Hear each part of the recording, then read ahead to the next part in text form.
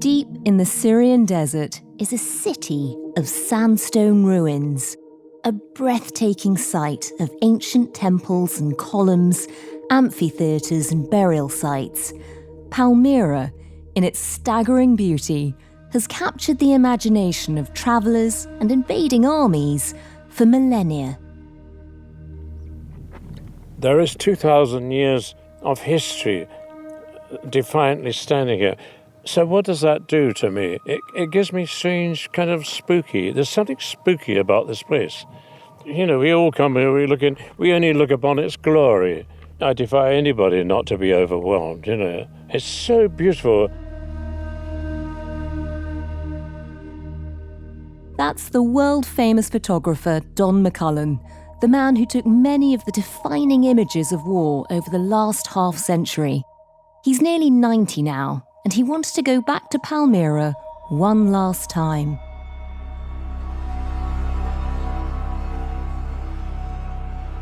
Sometimes the hair on the back of my neck stand up. I think that there is definitely a presence here. There's an energy here. An energy of history, an energy of cruelty. All kinds of energies are still trapped here 2,000 years later.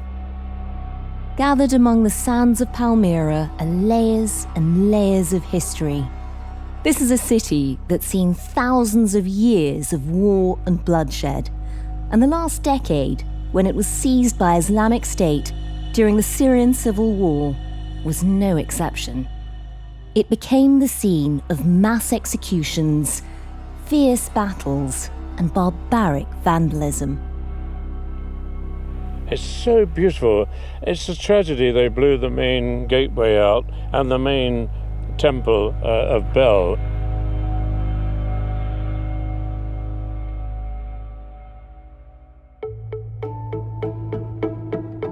Now, with the Assad regime gone, two legendary foreign correspondents, Don McCullin and Anthony Loyd, returned to Palmyra in its quiet desolation to see what was left after years of violence and war. And to understand what the ruins of Palmyra could tell them about the future of Syria and about legacy. I spent 60 years going to war. Strangely enough, I would have liked to have indulged my whole life in photography in the archaeological world. The desires to photograph something as beautiful as that with the right light. I'm trying to resurrect something that will be lasting.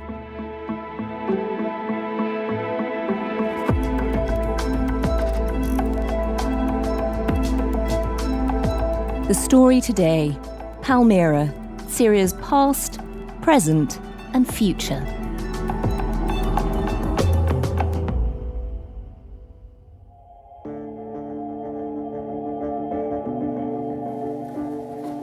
This is Palmyra. See, look, we were stood there, and there's those that Oh, wow. they've been blown up and destroyed. Those. Yeah. This is Palmyra here. Wow. I'm trying to find the Bell Sanctuary. Can you do that? I'm in a cosy room in Somerset, and I'm being shown a set of astonishing photographs. But this is no ordinary holiday album. I'm hearing about the recent trip by two of the most distinguished war correspondents of our time. My name's Anthony Loyd, and I'm a foreign correspondent for The Times, and I've been working for The Times for over 30 years now, mostly in troubles and wars. And I've known Don for, I think now, 22 years. Don is without doubt, and he is too modest to say this, but without doubt, Britain's leading photojournalist. I remember being raised actually on Don McCullin's photos when I was a kid. You know, Don's work as a photojournalist really spans over 60 years. I never really started out in my life with the intentions of becoming a photographer. I went into the RAF in 1954.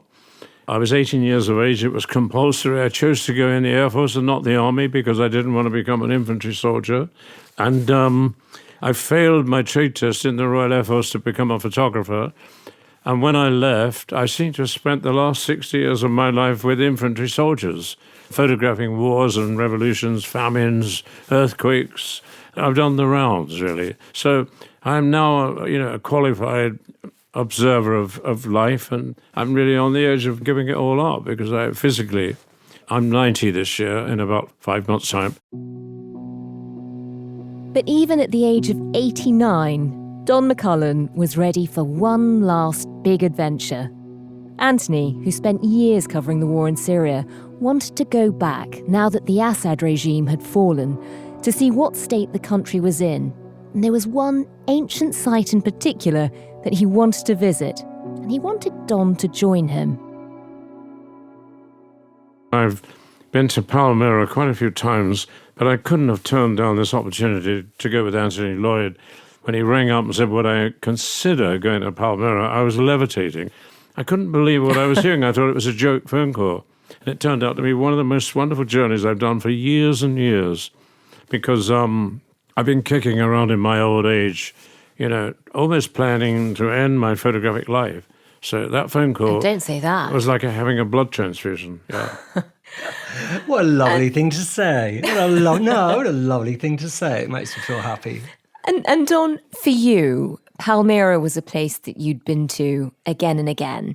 Take us back to your very first visit. I was 51, I think, and I got shoved out of the Sunday Times.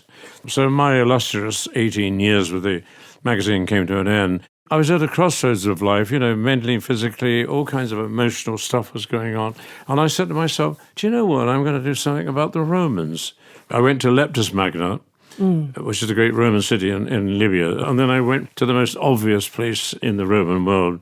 I went to Lebanon. And in those days, you could cross the border because the Arab Spring hadn't kicked off, which created all the disasters. And I swept from Baalbek into Syria to Palmyra. For people who haven't been to Palmyra, just describe your very first visit. Describe what it looked like and how you felt on seeing it. I was gorging myself with my eyes. When you go to Palmyra, there is a magic about it. There's also something sinister about it. I couldn't put my finger on it. There's something about it that gets hold of you.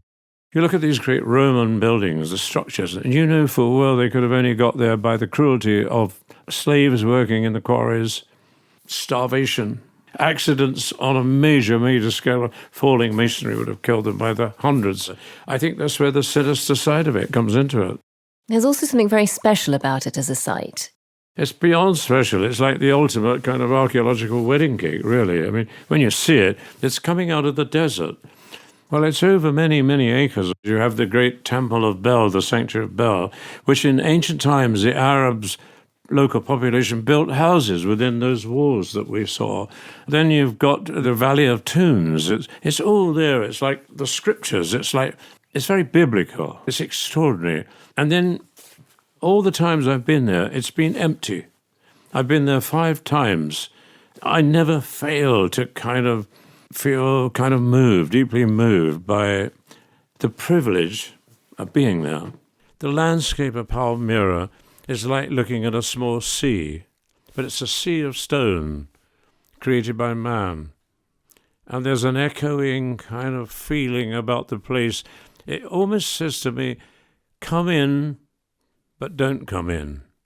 Even if you stood on the periphery, you could still go away with an emotional experience you're never going to get from other monuments I've seen all over the world. It's a special place.